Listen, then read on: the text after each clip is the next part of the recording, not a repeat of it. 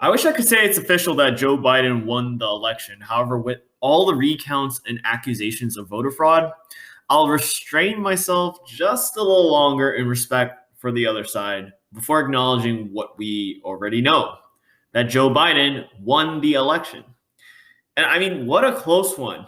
At one point during election night, I genuinely felt concerned that Trump would get reinstated for a second term and that further damage would be done to our environmental policies and the country as a whole. I mean, could you imagine what another 4 years would look like under one of the biggest climate deniers of our time? He's already been quietly installing his own minions within the EPA, the NOAA, and even the FERC, which is the Federal Energy Regulation Committee. And this has done so much to slow down progress toward a more renewable future. I mean, it would have looked completely different. And all these tariffs against solar and whatnot wouldn't have happened. And a lot of this slowdown in progress, it may continue. Even if he's no longer president. I mean, let's not forget Amy Coney Barrett, Brett Kavanaugh, and Neil Gorsuch, all Trump-appointed Supreme Court justices for life. I mean, who could care less about climate change? And these individuals could pose a significant challenge for environmental policies and climate cases. And I am truly concerned for that. But regardless, it's better that Biden becomes president, because had Trump become president, who knows how many more of these people he would have installed into the government to do essentially his bidding. And, even though his advisors are telling him to admit defeat, his administration finalized the exit from the Paris Agreement on the 4th this week. And that is the soonest it could be finalized. If not, I mean, of course, he would have done it much sooner. But I guess he just assumed he would get a second term. So, oh well. And that will probably be short-lived. And I'll explain that in just a second. But to the end, this administration did everything in its power to prioritize profits, buddy-buddy with the fossil fuel industry over the planet.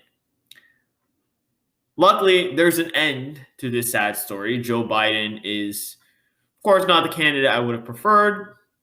However, he was the only one of the two that actually gave a shit, actually committed to fighting the fossil fuel industry. And I strongly believe he will follow through with that, given he was the vice president during Obama's presidency, and those two, they actually did a lot to contribute towards the fight against climate change, including the Paris Agreement. Now, even with the Trump administration leading the country out of the Paris Agreement on the 4th, Biden confirmed the U.S. would rejoin on the 20th. So thank God. I mean, it's a huge relief. And is it really a surprise that Trump is acting the way he is now, since the election is not going his way? I mean, let's be honest. It was clear from the start that he would never accept defeat and scapegoat any result that is unfavorable to fraud, fake news, pollsters, etc., etc. And as a result, when Trump announced he would be initiating lawsuits left and right, hopefully he can afford them all, Democrats had thousands of lawyers at the ready. So for those that are worried that the election results may not stand, it's clear that Trump will not get very far. I mean, at most, it'll be another circus show on TV to enjoy like the past 4 years have been. But the American people have spoken. Mail-in ballots are constitutional, regardless of what this guy says. And this was a fair election process. Period.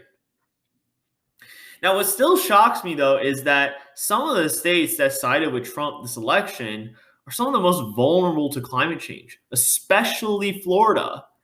It's basically a peninsula. And Key Biscayne, an island town in Miami-Dade County, and one of the wealthiest Florida towns, is one of the most prone to rising sea levels. So much so that the town approved a $100 million bond to improve drainage and seawalls, raising roads and low-lying properties, to prevent property values from decreasing. That's their concern, not the case of rising sea levels and the fact that the whole place could be underwater in the next couple decades. And Trump claimed he drained the swamp, which he didn't. He contributed towards it. He didn't say he was going to drain the floodwaters that would inevitably overwhelm the Gulf Coast and the eastern seaboard as a result of his actions and his beliefs that climate change is not real and the science doesn't know. Unbelievable. And, all this is doing is putting a Band-Aid over the problem, right? I mean, we can build levees, we can build seawalls, we can elevate roads, but in the grand scheme of things, it's just delaying the inevitable. Florida's been elevating their roads for quite some time now. But as we've seen time and time again, and as these hurricane seasons are getting more aggravated because of climate change, we're seeing that maybe in the near distant future, these areas might become uninhabitable. And if not uninhabitable, well, good luck having the insurance companies insure those areas for you. Especially this town, it pays some of the highest insurance premiums ever because it's in such a risky area. The insurance companies know, and in the future, they just might not insure it at all. So, definitely still shocking. I mean, Texas also one of the states. I mean, I knew they would never go Democrat, but I mean, Houston, they've been getting pounded with floods, and it's only going to continue. So I hope that there's more environmental conscientious voters in these states going forward. And, it's definitely becoming more diversified. People have more open views and hopefully more accepting of science so that in the future, when it comes down to this, they will vote in the path that benefits the environment the most and therefore their own livelihoods. But regardless, solar continues, right? So this past Thursday, Sunrun, the largest residential solar installer in the country, they reported third quarter earnings results, adjusted income of 28 cents per share on revenue of $209.8 million, soundly beating Wall Street's estimates of 2 cents per share on revenue of $209.4 million. So the company is definitely back in growth territory. They're installing 109.5 megawatts in this quarter, which is up 40% from 78.1 megawatts in the second quarter. There are now 13,000 Brightbox solar charged battery systems, which represents a 45% increase compared to the third quarter of 2019. And 2021 installations are expected to double from 2020 as batteries are being offered in 8 additional states, including Illinois. And with the recent acquisition of Vivint Solar, the company maintains an extraordinary lead over its competitors. I mean, now the company has over 500,000 customers. That's a lot of scale in terms of homeowners that can be utilized for virtual power plants, microgrids. This is something that's really hard for other players to compete with because with such large scale and such large capacity to roll out these virtual power plants and microgrids, it's really hard to do so. I mean, it's safe to say that Sunrun is definitely becoming or headed in the direction of becoming one of the larger utility companies in the future. But regardless, Sunrun's triumph here is not something to be, well, it is something to be envious of, but it is a victory for the entire sector and renewable energy as a whole. Regardless of who we're up against, we should be glad that the whole country and the world as a whole is headed to a brighter future with solar. And regardless, Sunrun's results, the results of other companies in the sector, they've all received a pretty good boost and have benefited each other as it became clear toward the end of the week that Biden would clinch the election and his presidency will further push these company stocks higher as climate change receives more attention from the government and more support as a result of that. And with Biden, it should be smooth sailing going forward. I still think these stocks and the market in general are overvalued, and there's some price discovery to be made. There's definitely some hype leading into the election here, which I think will wear off. But overall, in the long term, the future looks solid for these companies. And of course, the march toward renewables continues across the country in terms of new installations and whatnot. So this past week, Wisconsin utilities, they powered on a 150 megawatt commissioned solar system for the Madison area households with the help of Next Era Energy Resources. Centrica installed 2.5 megawatts of solar array on a California condo community in San Bruno, California. And Dominion Energy is planning 498 megawatts of new solar projects in Virginia, and much more. These aren't the only ones. There's a ton of solar projects going on in the background, which goes to show that, hey, despite the pandemic, despite everything that's happened, the march towards solar continues. And of course, while all this is happening, the old energy giants whose market share is essentially disappearing before their eyes, they are beginning to fade away into the background.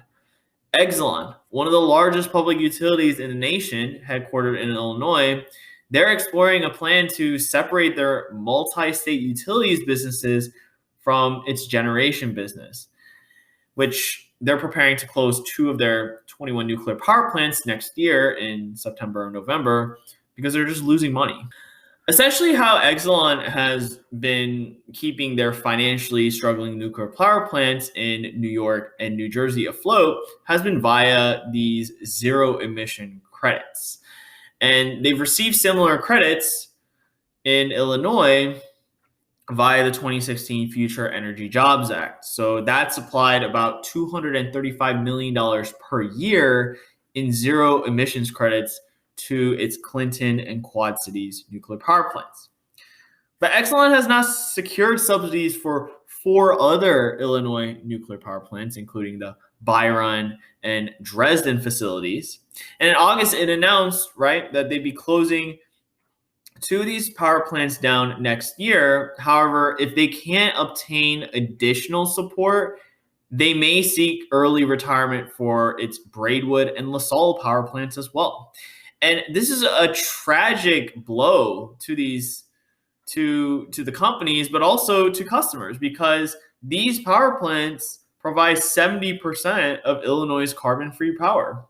So you can imagine that, California may be the state we're talking about in terms of blackouts and all these issues that are going on there. But if we're knocking out 70% of our power here in Illinois, and other states may see the same fate as their nuclear power plants aren't cost competitive anymore and have to be shut down, you can imagine the strain that puts on our power generation capacity. And therefore, that makes the battery storage alongside solar even more important, because if you're taking out so much supply, but those households are not disappearing, imagine what that's going to do to the rates. It's going to increase them by quite a lot. Their chances of getting funding are pretty low. I mean, they lost a lot of their support after a federal bribery investigation into the company, which lost it a lot of lawmaker support. And this alongside the ousting of First Energy CEO and 2 other senior executives amid another bribery scandal to the tune of $61 million directed at passing a law that directs more than $1 billion in state subsidies to nuclear power plants owned by former First Energy subsidiary First Energy Solutions, which is now being investigated for federal corruption and racketeering. And these cases of bribery will only continue as nuclear and coal no longer remain cost competitive on their own when compared to gas and ultimately renewables without the help of the government, quietly sidestepping the law in the process. And of course, solar is now competitive because it's also receiving subsidies as well, not as much as fossil fuels. So you can imagine how much more cost competitive renewables will become if we even had the same amount of subsidies as the fossil fuel industry. Now, furthermore, the first U.S. Gulf Coast oil refinery shuts down since COVID began in this country, and it belongs to Shell, located in Convent, Louisiana, and it's the largest such facility in the U.S.